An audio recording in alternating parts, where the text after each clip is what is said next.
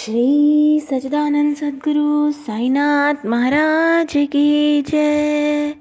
अतः श्री साई सच्चरित्र अध्याय दूसरा। श्री गणपति नमः, श्री कुल देवताय नमः, श्री गुरुभ्यो नमः, श्री सीताराम चंद्राभ्याम नमः, श्री सद्गुरु साईनाथाय नमः। ग्रंथ लेखन का ध्येय कार्यारंभ में असमर्थता और साहस, गर्मा गर्म बहस, अर्थपूर्ण उपाधि, हेमाडपंथ, गुरु की आवश्यकता।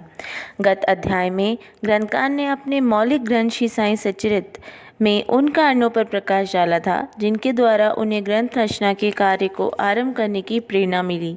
अब वे ग्रंथ पठन के योग्य अधिकारियों तथा अन्य विषयों का इस अध्याय में विवेचन करते हैं। ग्रंथ लेखन का हेतु, किस प्रकार विशुषिका हैजा के रोग के प्रकोप को आटा पिसवाकर तथा उसको ग्राम से बाहर फिकवा कर रोका तथा उसका उन्मूलन किया। बाबा की इस लीला का प्रथम अध्याय में वर्णन किया जा चुका है। मैंने और भी लीलाएं सुनी जिनसे मेरे हृदय में अति आनंद हुआ और ये आनंद का स्रोत काव्य रूप में प्रकट हुआ। मैंने ये भी सोचा कि इन महान आश्चर्यजनक लीलाओं का वर्णन बाबा के भक्तों के लिए मनोरंजक एवं शिक्षाप्रद सिद्ध होगा तथा उनके पाप समूल नष्ट हो जाएंगे। इसलिए मैंने बाबा की पवित्र जीवन गाथा और उनके मधुर उपदेशों का लेखन प्रारंभ कर दिया। श्री साईं की जीवनी ना तो उलझनपूर्ण है और ना संकीर्ण ही, वरन सत्य और आध्यात्मिक मार्ग का दिग्दर्शन कराती है। कार्य आरंभ करने में असमर्थता और साहस। श्री हेमाडपंथ को ये विचार आया कि मैं इस कार्य के लिए उपयुक्त पात्र नहीं हूँ। मैं तो अपने परम मित्र की जीवनी से भी भली भांति परिचित नहीं हूँ और ना ही अपनी प्रकृति से। तब फिर मुझ सरीखा मूढ़मती भला एक महान संत पुरुष की जीवनी लिखने का दुस्साहस कैसे कर सकता है। अवतारों की प्रवृत्ति के वर्णन में वेद भी अपनी असमर्थता प्रकट करती है। किसी संत का चरित्र समझने के लिए स्वयं को पहले संत होना नितांत आवश्यक है। फिर मैं तो उनका गुणगान करने के सर्वथा योग्य हूँ। संत की जीवनी लिखने में एक महान साहस की आवश्यकता है और कहीं ऐसा ना हो कि चार लोगों के समक्ष हास्य का पात्र बनना पड़े। इसलिए श्री साईनाथ की कृपा प्राप्त करने के लिए मैं ईश्वर से प्रार्थना करने लगा। महाराज के संत श्रेष्ठ श्री ज्ञानेश्वर महाराज का कथन है कि संत चरित्र के रचयिता से परमात्मा अति प्रसन्न होता है। तुलसीदास जी ने भी कहा है कि सुधा चरित शुभ से सरस कपासु, निरस विशद गुण मय फल जासु, जो सही दुख पर छिद्र दुरावा, वंद नहीं जही जग जस पावा। भक्तों को भी संतों की सेवा करने की इच्छा बनी रहती है। संतों की कार्य पूर्ण करा लेने की प्रणाली भी विचित्र ही है। यथार्थ प्रेरणा तो संत ही किया करते हैं, भक्तों निमित्त मात्र या कहिए कार्य पूर्ति के लिए कियंत मात्र हैं। उद्धारना शंख संख्या 1700 में कवि महीपति को संत चरित्र लिखने की प्रेरणा हुई। ईश्वर ने संतों में अंत प्रेरणा पैदा की और कार्य पूर्ण हो गया। इसी प्रकार शंख संख्या 1800 में श्रीदास गणों की सेवा स्वीकार हुई। महीपति ने 4 काव्य रचे, भक्त विजय, संत विजय, भक्त लीला अमृत और संत लीला अमृत, और दास गणों ने केवल 2, भक्त लीला अमृत और संत कथा अमृत, जिसमें आधुनिक संतों के चरित्रों का वर्णन है। भक्त लीला अमृत के अध्याय 31, 32 और 33 तथा संत कथा अमृत के 97वें अध्याय पर संतों के चरित्रों का वर्णन है। भक्त लीला अमृत के अध्याय 31, 32 और 33 और कथा अमृत के 97वें अध्याय में साईनाथ की मधुर जीवनी तथा अमूल्य उपदेशों का वर्णन सुंदर एवं रोचक ढंग से किया गया है। इनका उदाहरण श्री साई लीला पत्रिका के अंक 11, 12 और 17 में भी दिया गया है। पाठकों से इनके पठन का अनुरोध है। इसी प्रकार श्री साई बाबा की अद्भुत लीलाओं का वर्णन एक बहुत सुंदर छोटी सी पुस्तिका श्री साईनाथ भजन माला में भी किया गया है। इसकी रचना बांद्रा की श्रीमती सावित्री बाई तेंदुलकर ने की है। श्री दास गणु महाराज ने श्री साईनाथ पर मधुर कविताओं की रचना की है। एक और भक्त अमिदास भवानी मेहता ने भी बाबा की कुछ कथाओं को गुजराती में प्रकाशित किया है। साई प्रभा नामक पत्रिका में भी कुछ लीलाएं शिरडी के दक्षिण भिक्षा संस्थान द्वारा प्रकाशित की गई हैं। अब प्रश्न ये उठता है कि जब साईनाथ महाराज के जीवन पर प्रकाश डालने वाला इतना साहित्य उपलब्ध है, फिर एक और ग्रंथ साईं सच्चरित्र रचने की आवश्यकता ही कहाँ पैदा होती है। इसका उत्तर केवल यही है कि श्री साईनाथ के जीवनी सागर के सदृश अगाध, विस्तृत और अथाह है। यदि उसमें गहरे गोते लगाए जाएं तो ज्ञान एवं भक्ति रूपी अमूल्य रत्नों की सहजी प्राप्ति हो सकती है, जिससे मुमुक्षुओं को बहुत लाभ होगा। श्री साईनाथ की जीवनी, उनके दृष्टांत एवं उपदेश महान आश्चर्य से परिपूर्ण है। दुख और दुर्भाग्यग्रस्त मानवों को इनसे शांति और सुख प्राप्त होगी तथा लोक व परलोक में श्रेयस्कर की प्राप्ति होगी। यदि श्री साईनाथ के उपदेशों का, जो कि वैदिक शिक्षा के समान ही मनोरंजक और शिक्षाप्रद है, ध्यानपूर्वक श्रवण एवं मनन किया जाए तो भक्तों को अपने मनोवांछित फल की प्राप्ति हो जाएगी, अर्थात ब्रह्मा से अभिन्नता, अष्टांग योग की सिद्धि और समाधि आनंद आदि की प्राप्ति सरलता से हो जाएगी। ये सोचकर ही मैंने चरित्र की कथाओं को संकलित करना प्रारंभ कर दिया। साथ ही ये विचार भी आया कि मेरे लिए सबसे उत्तम साधना भी केवल यही है। जो भोले भाले प्राणी श्री साईनाथ के दर्शनों से अपने नेत्र सफल करने के सौभाग्य से वंचित रहे हैं, उन्हें ये चरित्र अति आनंददायक प्रतीत होगा। अतः मैंने भी अपना अहंकार उनके श्री चरणों पर निछावर कर दिया। मैंने सोचा कि अब मेरा पथ अति सुगम हो गया है।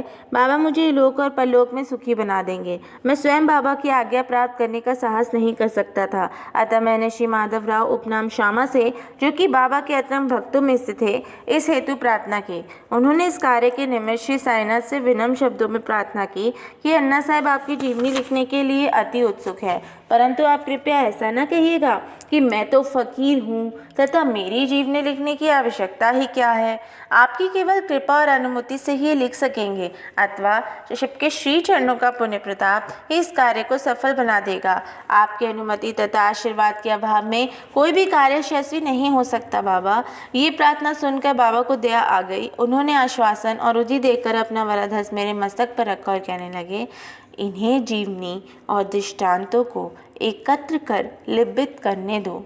मैं इनकी सहायता करूँगा।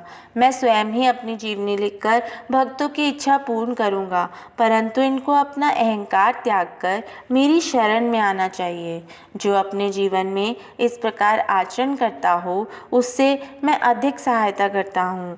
मेरी जीवन कथाओं की बात तो सहज है, मैं तो इन्हें घर बैठे अनेक प्रकार से सहायता पहुँचाता हूँ। जब इनका अहम पूर्णतः नष्ट हो जाएगा और खोजने पर लेश मात्र भी नहीं मिलेगा, तब मैं इनके अंतःकरण में प्रकट होकर स्वयं ही अपनी जीवनी लिखूंगा। मेरे चरित्र और उपदेशों के श्रवण मात्र से ही भक्तों के हृदय में श्रद्धा जागृत होकर सरलता पूर्वक आत्मानुभूति एवं परमानंद की प्राप्ति हो जाएगी। ग्रंथ में अपने मत का प्रतिपादन और दूसरों का खंडन तथा अन्य किसी विषय में पक्ष या विपक्ष में व्यर्थ के वाद विवाद की कुचेष्टा नहीं होनी चाहिए। अर्थपूर्ण उपाधि हेमाडपंत। वाद विवाद शब्द से हमको स्मरण हो आया है कि मैंने पाठकों को वचन दिया था कि हेमाडपंत उपाधि किस प्रकार प्राप्त हुई इसका वर्णन करूंगा। अब मैं इसका वर्णन करता हूँ। श्री काका साहब दीक्षित व नाना साहब चंद्रोकर मेरे अति घनिष्ठ मित्रों में से थे। उन्होंने मुझसे शिरडी जाकर श्री साईनाथ के दर्शनों का लाभ उठाने का अनुरोध किया। मैंने उन्हें वचन दिया, परंतु कुछ बाधा आ जाने के कारण मेरी शिरडी यात्रा स्थगित हो गई। मेरे एक घनिष्ठ मित्र का पुत्र लोनावला से ग्रस्त हो गया था। उन्होंने सभी संभव अधिक भौतिक और आध्यात्मिक उपचार किए, परंतु सभी प्रयत्न निष्फल हुए और ज्वर किसी प्रकार भी कम ही ना हुआ। ये घटना देखकर मुझे विचार आया कि जब गुरु एक बालक के प्राणों की रक्षा करने में असमर्थ है, तब उनकी उपयोगिता ही क्या है। और जब उनमें कोई सामर्थ्य नहीं, फिर मैं शिरडी क्यों जाऊँ। शिरडी जाने से मेरा क्या प्रयोजन। ऐसा सोचकर मैंने यात्रा स्थगित कर दी, परंतु जो होना है वह होकर ही रहेगा। और वह इस प्रकार हुआ। प्रांत अधिकारी नाना साहब चंद्रोकर बसई के दौरे पर जा रहे थे। वे ठाणे से दादर पहुंचे तथा बसई जाने वाली गाड़ी की प्रतीक्षा कर रहे थे। उसी समय बांद्रा लोकल आ पहुंची, जिसमें बैठकर वे बांद्रा पहुंचे तथा शिरडी यात्रा स्थगित करने के लिए मुझे आड़े हाथों ले लिया। नाना साहब का तर्क मुझे उचित और सुखदायी प्रतीत हुआ और इसके फलस्वरूप मैंने उसी रात्रि शिरडी जाने का निश्चय किया। और सामान बांधकर शिरडी को प्रस्थान कर दिया। मैंने सीधे दादर जाकर वहां से मनमाड की गाड़ी पकड़ने का कार्यक्रम बनाया। इस निश्चय के अनुसार मैंने दादर जाने वाली गाड़ी के डिब्बे में प्रवेश किया। गाड़ी छूटने ही वाली थी कि इतने में एक यवन मेरे डिब्बे में आया और मेरा सामान देखकर मुझसे मेरा गंतव्य स्थान पूछने लगा। मैंने अपना कार्यक्रम उसे बतला दिया। उन्होंने मुझसे कहा कि मनमाड की गाड़ी दादर पर खड़ी नहीं होती, इसलिए सीधा बोरी बंदर से होकर जाओ। यदि ये साधारण सी घटना घटित ना हुई होती तो मैं अपने कार्यक्रम के अनुसार दूसरे दिन शिरडी ना पहुंच सकने के कारण अनेक प्रकार की शंका कुशंकाओं में घिर जाता, परंतु ऐसा घटना ना था। भाग्य ने साथ दिया और दूसरे दिन 9-10 बजे के पूर्व ही मैं शिरडी पहुंच गया। ये सन 1910 की बात है, जब प्रवासी भक्तों के ठहरने के लिए साठेवाड़ा ही एकमात्र स्थान था। टांगे से उतरने पर मैं साईं बाबा के दर्शन के लिए बड़ा ललायक था। उसी समय भक्त प्रवर श्री तात्या साहब नूलकर मस्जिद से लौटे ही थे। उन्होंने बताया कि इस समय साईनाथ मस्जिद के मोड़ पर हैं, अभी केवल उनका प्रारंभिक दर्शन ही कर लो और फिर स्नानादि से निवृत्त होने के पश्चात सुविधा से भेंट करने जाना। ये सुनते ही मैं दौड़ कर गया, बाबा की चरण वंदना की। मेरी प्रसन्नता का पारावार न रहा। मुझे क्या नहीं मिल गया था। मेरा शरीर उल्लासित सा हो गया। श्रद्धा और तुलसी की सुधि तो जाती ही रही। जिस क्षण से उनके भव्यनाशक चरणों का स्पर्श प्राप्त हुआ, मेरे जीवन में एक नूतन आनंद प्रवाह बहने लगा। मैं उनका स्मरण कर उन्हें मानसिक प्रणाम किया करता हूँ। जैसा कि मेरे अनुभव में आया है कि साईं के दर्शन में ये विशेषता है कि विचार परिवर्तन सांसारिक भोगों से वैराग्य बढ़ता जाता है। केवल गत जन्मों के अनेक शुभ संस्कार एकत्रित होने पर ही ऐसा दर्शन प्राप्त होना सुलभ हो सकता है। पाठ को मैं आपसे शपथ पूर्वक कहता हूँ कि यदि आप श्री साईनाथ को एक दृष्टि भर कर देख लेंगे तो आपको संपूर्ण विश्व साई में दिखलाई पड़ेगा। गर्मा गर्म बहस। शिरडी पहुँचने के प्रथम दिन ही बाला साहब तथा मेरे बीच गुरु की आवश्यकता पर वाद विवाद छिड़ गया। मेरा मत था कि स्वतंत्रता त्याग कर पराधीन क्यों होना, और जब कर्म करना पड़ता है तब गुरु की आवश्यकता ही कहाँ रही।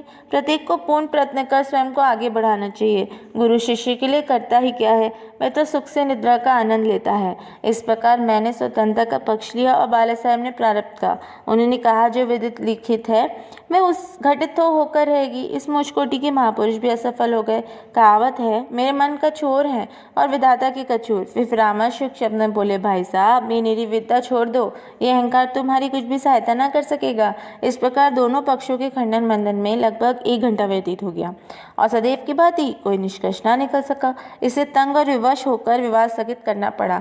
इसका परिणाम ये हुआ कि मेरी मानसिक शांति भंग हो गई तथा मुझे अनुभव हुआ कि जब तक घोर देह बुद्धि और अहंकार ना हो तब तक विवाद संभव ही नहीं है।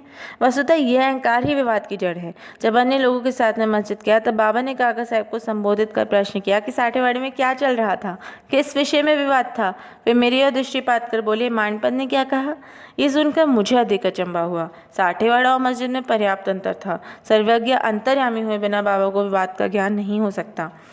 मैं सोचने लगा कि बाबा हेमांत पंथ के नाम से मुझे क्यों संबोधित करते हैं। ये शब्द तो हेमांद्री पंथ का अपभ्रंश है। हेमांद्री पंथ देवगिरी के यादव राजवंशी महाराजा महादेव और रामदेव के विख्यात मंत्री थे। वे उच्च कोटि के विद्वान, उत्तम प्रकृति और चतुर्वर्ग चिंतामणि और राष्ट्रपति जैसे उत्तम कविता के रचयिता थे। उन्होंने ही हिसाब किताब रखने की नवीन प्रणाली का आविष्कार किया था और बहीखाते की पद्धति को जन्म दिया था। और कहाँ मैं इसके विपरीत एक अज्ञानी, मूर्ख और मनमती हूँ। अतः मेरी समझ में ये ना आ सका कि मुझे इस विशेष उपाधि से विभूषित करने का क्या तात्पर्य है। गहन विचार करने पर मैंने इस निष्कर्ष पर पहुँचा कि मेरे अहंकार को चूर्ण करने के लिए ही तो बाबा ने इस अस का प्रयोग नहीं किया है, ताकि मैं भविष्य में सदैव के लिए निराभिमानी एवं विनम्र हो जाऊँ। अथवा कहीं मेरे वाक चातुर्य के उपलक्ष्य में मेरी प्रशंसा तो नहीं है। भविष्य पर दृष्टिपात करने से प्रतीत होता है कि बाबा के द्वारा हेमांत पंथ का उपाधि से विषभूत करना कितना अर्थपूर्ण और भविष्य गोचर था। सब विदित है कि कालांतर में दाभोलकर श्री साईनाथ संस्थान का प्रबंध कितने सुचारू एवं विद्वानतापूर्ण ढंग से करते थे। हिसाब किताब आदि कितने उत्तम प्रकार से रखे तथा साथ ही साथ महाकाव्य साई सचित की भी रचना की। इस ग्रंथ में महत्वपूर्ण और आध्यात्मिक विषयों जैसे ज्ञान, भक्ति, वैराग्य, शरणागति व आत्मनिवेदन आदि का समावेश है। गुरु की आवश्यकता।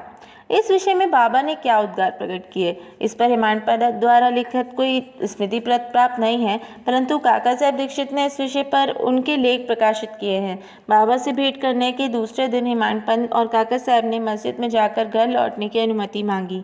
बाबा ने स्वीकृति दे दी। किसी ने प्रश्न किया, बाबा कहाँ जाए? उत्तर मिला, ऊपर जाओ। प्रश्न, मार्ग कैसा है?